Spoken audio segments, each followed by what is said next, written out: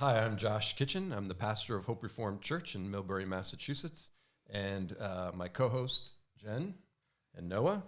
And we decided to start a podcast talking about what it means to be reformed in everyday life. And we just wanted to talk about some of our experiences, some of the experiences that we've shared, some of our unique experiences, and just wanted to be able to put that out so people can consider it, think about it, ask us questions about it.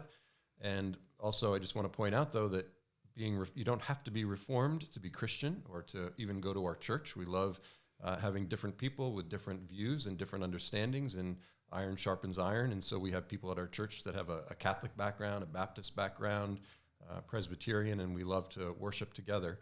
But today we want to talk about our own unique backgrounds and how we got to the place where we are. And so, Jen, do you want to tell us a little bit about your story?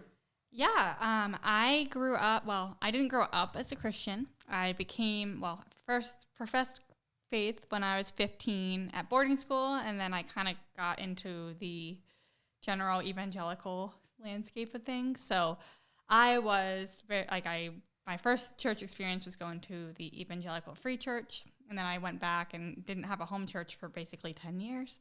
And I just kind of hopped around, basically. I didn't have a solid theology or doctrine, really, of anything. I knew basic things, but no one ever told me this is what the church believes. These are the fundamental, important issues to consider. I just kind of figured it out on my own, which was not the best thing to do. So I was kind of floating around in this evangelical bubble of understanding where there wasn't a whole idea of knowing exactly what I believed and why I believed it.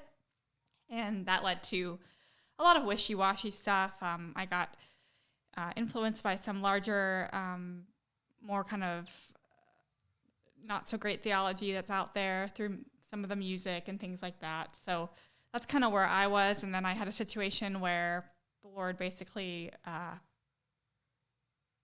turned everything upside down for me, and it caused me to really question and wonder what it was that I believed and why I believed it.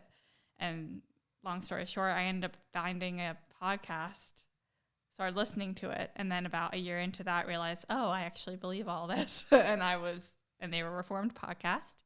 I had no idea what Reformed Christianity was at all prior to that podcast. And my first initial thought was, I don't know, are they like a cult or something? And then I realized, no, not at all. And I have found so much freedom in confessional Reformed theology that I have not found anywhere else in kind of the mainstream evangelical sphere. So that's a little bit about where I come from. Great. And I'm sure we'll hear more of your story as we go through these podcasts and talk about different topics. Noah, you want to tell us a little bit of your background? Yeah, so I grew up in church. I feel like I was basically born going to Sunday services. Never missed one through all of childhood. Kind of grew up in a very heavily faith-based background. And how I describe it a lot is that I've seen every member of the family. Like I've seen the cousins, I've seen the first cousins, the second cousins, the third cousins. I've been a part of a lot of different churches growing up, and I've held a lot of different beliefs within Christianity. I've been on both sides of a lot of arguments, a lot of different debates in the church. I spent some time studying ministry, doing youth ministry, and kind of studying with people that believed some things that were different when I was with them. And then when I left, I started to kind of learn more different things. And so kind of also along the same lines as Jen, at some point I started listening to a podcast that I found out was Reformed, and kind of had the same first reaction of like, is this a cult? But then listening to it more and, just comparing everything that I was listening to the Bible and, learning about, one of the things we're going to talk about today a little bit, I think, which is sola scriptura, became something that just helped me to gain a lot of clarity and to not be, I guess, so wishy-washy on certain things that I believed. And so over the past, I would say, year and a half, I'm 22 years old, and for the past 21 years, I'd kind of been exploring a lot of different parts, and I feel that a lot of it for the past in the past year for me is kind of all, all the good pieces have kind of all started to come together, and it's helped me to have a clearer understanding of what it is that I believe, the things that are important, the things that aren't as important, what I don't need to be so worried about when it comes to being a Christian. And I'm from this area. I tried to move away and live all over the country, and basically ended up back here again and in this church.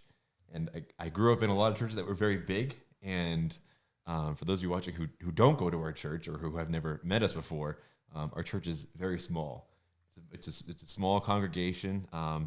It feels very close, and it's very different than a lot of the big, 200, 300, 1,000 person congregations that I've been a part of in the past. So it's been a crazy journey. I've met a lot of people, and like I said, I've experienced a lot of things. But I'm grateful for all of it. I'm grateful for all the things that I've learned along the way. And I'm grateful to be here and to be able to kind of share that with people around me right now. So yeah, that's great. One of the things that Noah said is that we'll be talking about Sola Scriptura today, and that is actually for our next podcast, but that's good segue. I think it's a teaser. You gotta watch the next episode. So I think one of the things that I like about the Reformed faith is, we believe in Sola Scriptura, but then the Reformed faith gives us pegs to hang things on and hooks and puts things in an order that helps us. And so, like I said, you don't have to agree with every point or every idea, and there are different Reformed people that have different Reformed views, and so that's okay too. But it helps us to understand and sort of put Scripture into ways that help us to see it in different ways and shapes. My background is somewhat similar to both of yours, but also quite different. I grew up in a Christian home like you did, and went to every service that we could go to. And in fact, I just told Jen and Noah today that my father went to seminary when I was 10, so I did have a strong faith in my home. But we moved around a lot, and so we were always going to different churches. Typically, if there was a good Presbyterian church in our neighborhood or in our community, we would go there. And when there wasn't, we would end up at all kinds of different places. And so I was actually a member of a Mennonite church for a short time. But we did go to a lot of Reformed churches, and had that in my background. However, when I kind of got out of the house, I had to discover all of that for myself. So I was at an evangelical free church for a long time. The pastor there actually called me the Reformed guy when we would go to pastors' conferences and things, because even then I still had that background that kind of crept out, and so they would call me the Reformed one. But that was my background, and Sarah, my wife, and I had to discover and find those truths and ideas for ourselves. Then we actually went to seminary in Charlotte, North Carolina, went to RTS. And from there, we went to be missionaries in Papua New Guinea, where we were surrounded by every different type of denomination and background and religious group. And also even in Papua New Guinea, among the Papua New Guineans, there were a bunch of different ideas and beliefs. And so I think there's, as much as I wouldn't recommend reading Brian McLaren, he has an interesting book. He is an emergent church guy. I don't even know, is the emergent church still a thing? I was wondering that too, but no, that's like 10 years ago. Yeah. That's why I'm saying I thought it was still a thing. I'm like, no. I think they cut off the branch they were standing on pretty well. But Yeah. one of their guys wrote a book about all the different denominations that he spent time in, and how each one, I think he called it worshiping a different Jesus, which was wrong. But each one of those different churches in different backgrounds gave him different insights and different ideas. And so I think it's good when you have different people with different backgrounds. They all come with different thoughts and ideas, and we can work together and share those ideas and talk through them and figure out, what does Scripture say? Go back to Scripture and that type of thing. So I'm encouraged. I think this should be a fun journey. I think we should be able to cover a lot of ground. As we already said, the next podcast episode will look at Luther's contribution to the Reformed theology with the 5 solas. And then I think after that, we're going to go to Calvin and talk about TULIP, although that wasn't his own acronym, but we'll talk about TULIP. And then from there, we want to get more into questions that we've had asked of us, or questions that maybe other people have about what we're doing, and talk about sort of the practical, what does it look like in our lives, in our church, and things like that for the Reformed faith. So if you do have questions, we're going to go, eventually we'll get to an episode, Lord willing, where we'll be able to answer a lot of questions that people have. You can email questions to info@hopereformed.net, and that way we can get all those in one place, and we'll use that to see if you have any questions and see if or ideas that you'd like to hear us talk about, and we'll do that.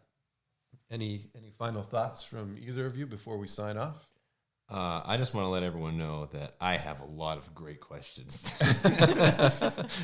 At the end, if we don't get a lot of questions, I already have a lot that I think we're gonna have to answer. I mean, we've all kind of said already. We've seen a lot, so we've had a lot of questions asked of us. We've asked a lot of questions, so.